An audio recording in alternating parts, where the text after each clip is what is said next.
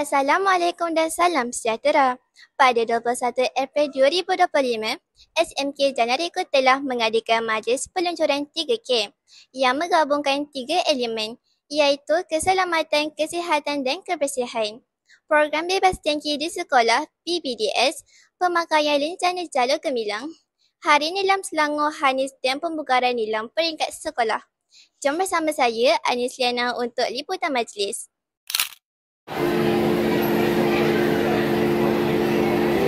Ini kita akan berdoa kerana dapat bersama-sama menyempurnakan.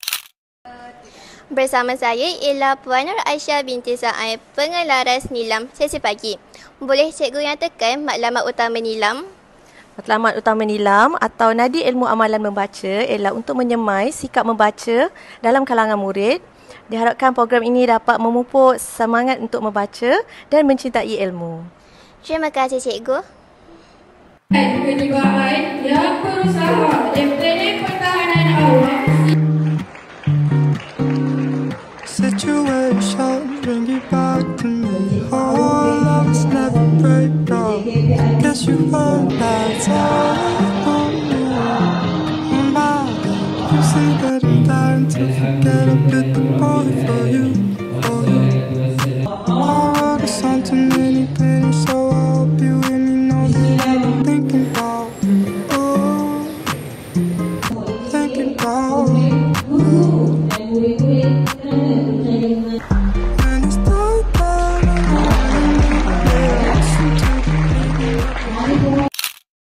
Sekarang saya bersama murid yang mendapat 1 bintang pada tahun ini. Apa nasihat anda kepada murid yang lain supaya mereka juga turut mendapat 1 bintang? Nasihat saya ialah jangan hanya membaca buku tetapi buatlah catatan di dalam buku nilam atau membuat perekodan dalam portal pusat sumber. Terima kasih.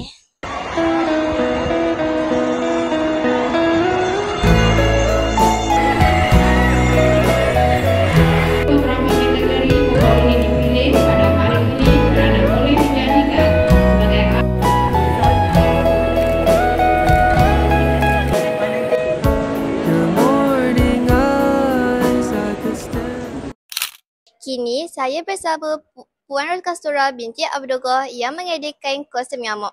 Boleh cikgu nyatakan persediaan membuat kostum nyamuk?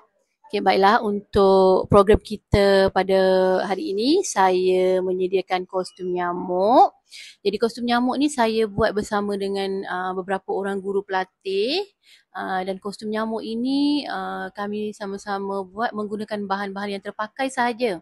Antaranya ialah dawai, manila cut, masking tape, ada kotak juga. Jadi kami buat ini pada petang Jumaat dan kami sambung sikitlah pada petang Ahad sikit untuk persiapan penyediaan kostum nyamuk. Terima kasih cikgu.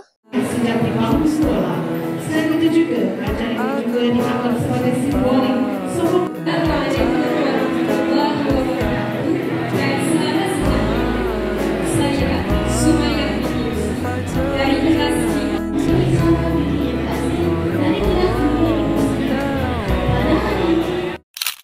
Diharapkan semua program yang dijalankan hari ini dapat mencapai objektifnya dan semua murid melibatkan diri secara aktif dalam aktiviti yang telah dirancang. Sekian sahaja liputan untuk kali ini. Assalamualaikum.